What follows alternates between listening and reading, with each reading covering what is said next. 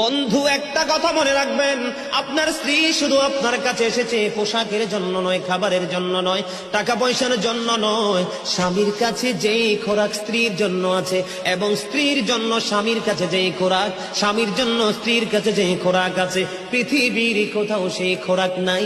এটা স্বামী স্ত্রীর জন্য অবর্ণনীয় এক নেয়ামত। স্বামী স্ত্রীর মধ্যে যে প্রেমের আবেগ ঘন মুহূর্ত তৈরি হয় রে 14 গ্রামের যুবক, আমার দাদা ভাই যারা বুড়ো হয়ে গেছে, এখনো দাদু দুনিয়ার বুকে বেঁচে আছে, এখনো যদি দাদু যদি এক খিলি পান তোমাকে মজা করে বানায়া দেয়, পান চিবাইতে চিবাইতে তোমার ঠোঁটগুলো লাল হয়ে গেল, জিহ্বাটা লাল হয়ে গেল, আর দুজনের মধ্যে আবেগ ঘন মুহূর্ত তৈরি হলো।